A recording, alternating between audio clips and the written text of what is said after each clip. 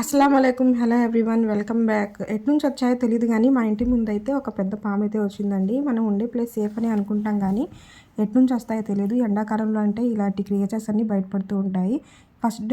First ఒక రోజు ముందే మా ఇంటి ముందు నైబర్స్ని అయితే పెద్ద పాము అయితే కాటేసిందనమాట. నెక్స్ట్ డే అయితే మా ఇంటి ముందు కూడా కనిపించింది. దారిలో వెళ్ళే అంకుల్ అయితే దాన్ని చంపేశారు. చోటు కూడా అక్కడే ఉంది. ఇంకా భయపడిపోయింది. కిందకి దాన్ని పంపించకుండా పైకి అయితే తీసుకొచ్చి ఫుడ్ పెట్టేశామన్నమాట. ఈ లోపల మా హస్బెండ్ ఈ మాప్ స్టిక్ని ఈ వైపర్ అయితే తీసుకొచ్చారు. పాడైపోయింది చెప్పి నేను తీసుకొచ్చాను.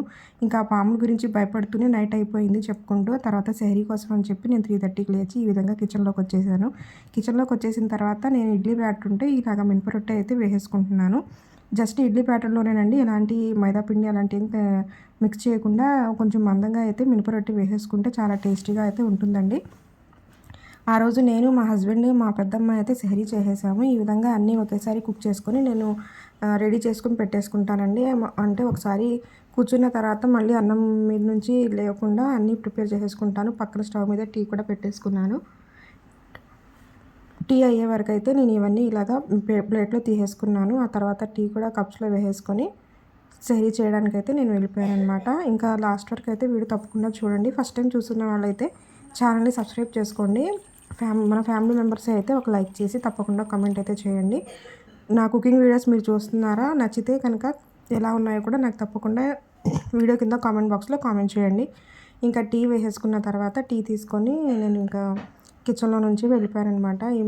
ఇంకా టిఫిన్ టీ తీసుకొని ఇంకా ఆ రోజు సెహరీలోకి రైస్ ఇంకా టమాటా పప్పు చికెన్ ఫ్రై అయితే చేశానండి. మ్యాక్సిమం అయితే ఇంట్లో పిల్లలు ఉన్నప్పుడు పప్పు తినడానికి ఇష్టపడతారు కదా, మా ఇంట్లో అందరికీ ఇష్టము. ఇంకా చికెన్ ఫ్రై అంటే ఇంకా ఇష్టంగా తింటారు. ఆ తర్వాత సెహరీ అయిపోయింది. ఇంకా మార్నింగ్ అయితే మా రెండో పాప ఇంకా బాబు అయితే స్కూల్కి వెళ్ళాలి కదా, హాఫ్ డే స్కూల్స్ స్టార్ట్ అయిపోయినాయి. వాళ్ళకి వాటర్ బాటిల్ స్నాక్స్ అయితే ఇచ్చేయాలన్నమాట. టిఫిన్ చేసేసిన తర్వాత నేను ఇలా కీరా దోశ అయితే కట్ చేసి బాక్స్లో పెడుతున్నానండి. కొంచెం ఎండలో ఎక్కువగా ఉన్నప్పుడు పిల్లలకి కొంచెం వాటర్ ఎక్కువగా ఉండే ఫ్రూట్స్ ఇవ్వడానికి అయితే ట్రై చేయాలండి.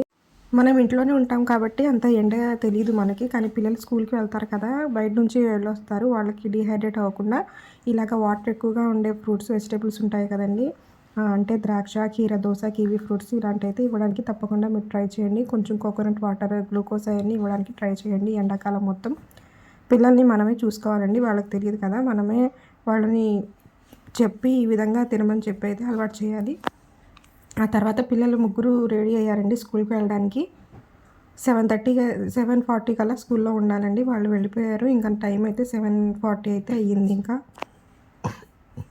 నేను కూడా కొంచెం ఇంట్లో డైలీ చేసుకునే పనులని స్టార్ట్ చేసేసుకున్నాను. బెడ్రూమ్లో బెడ్షీట్ అన్నీ నీట్గా దులిపేసి వేసేసుకున్నాను. ఇంకా పాము వచ్చిందని తెలిసిన తర్వాత మా చుట్టుపక్కల ఉన్న వాళ్ళందరూ భయపడిపోయారు. ఎందుకంటే అక్కడ చిన్నపిల్లలు రోజు ఆడుకోవడానికి వస్తూ ఉంటారు.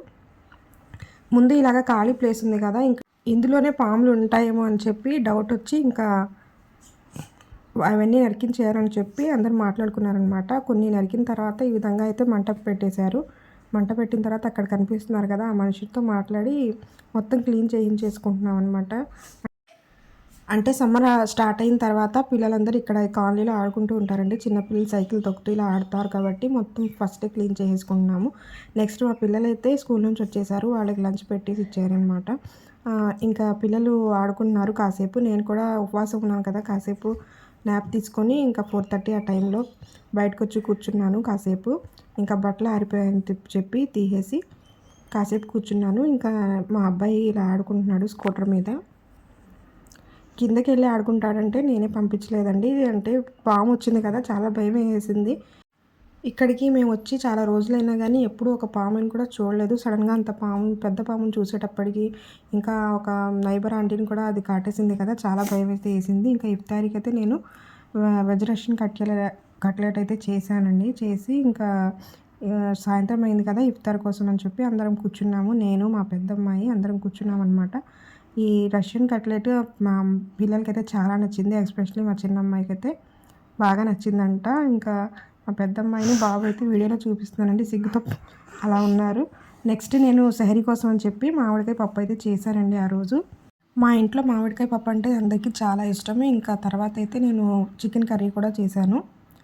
మామిడికాయ పప్పు ఎలా ప్రిపేర్ చేయాలో నేను ఈ వీడియో నెక్స్ట్ షార్ట్లో అయితే పోస్ట్ చేస్తానండి, తప్పకుండా అయితే చూడండి.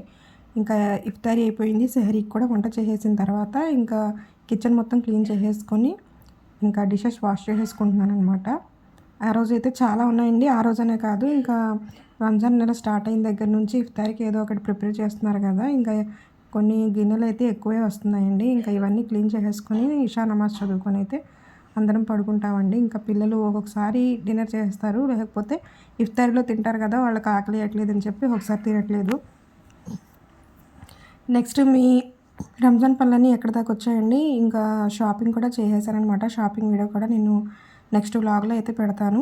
నేను ఇలా ఇఫ్తారీ రెసిపీస్ అన్నీ పోస్ట్ చేస్తున్నాను కదా! మీరు తప్పకుండా అయితే చూడండి. సబ్స్క్రైబ్ చేసుకోండి చూడని వాళ్ళైతే. కొత్తగా వచ్చిన వాళ్ళు కూడా సబ్స్క్రైబ్ చేసుకోండి. ఒక లైక్ చేసి కామెంట్ అయితే తప్పకుండా చేయండి. మొత్తం గిన్నెలన్నీ వాష్ చేసేసుకున్న తర్వాత షింక్ మొత్తం క్లీన్ చేసేసుకున్నాను. షింక్ మొత్తం క్లీన్ చేసేసి మళ్ళీ సెహరీ వరకు అయితే నేను అలా ఉంచనండి. ఇంకా ఈ గాజు గ్లాసులు అన్నీ ఉంటాయి కదా! ఇవి పగలకుండా ఉండడానికి నా పక్కన షింక్ పక్కనే పెట్టేసుకుంటానండి. అన్నీ మిక్స్ చేసి పెట్టుకుంటే అవి పగిలిపోతాయని చెప్పి. నేను 2 స్పాంజ్‌లు అయితే మెయింటైన్ చేస్తానండి. ఒకటైతే డిషెస్ క్లీన్ చేయడానికి, నెక్స్ట్ అయితే ఇంకోటి సింక్ క్లీన్ చేయడానికైతే పెట్టుకుంటాను. సేమ్ ఒకే దాంతో అయితే క్లీన్ చేసుకోకూడదు. ఎందుకంటే ఎక్కువ బ్యాక్టీరియా అయితే ఉంటుంది కాబట్టి. షింక్ క్లీన్ చేయడానికి వేరే స్పాంజ్ అయితే పెట్టుకోండి. వేరే స్క్రబ్బర్ అయితే పెట్టుకోండి. ఆ తర్వాత మొత్తం క్లీన్ చేసేసుకున్న తర్వాత నేనును మా పెద్దమ్మాయి ఇషా నమాజ్ ఇంకా తరావీ చదువుకోవడానికైతే వెళ్ళిపోయామండి. మీ రంజాన్ పనులు ఎంత దాకా వచ్చాయి అని చెప్పి కింద తప్పకుండా కామెంట్ అయితే చేయండి. ఇంకా రంజాన్ నెల కూడా వెళ్ళిపోతుంది. చాలా అంటే చాలా తొందరగా అయితే ఈ నెల గడిచిపోయిందని అనిపిస్తుంది.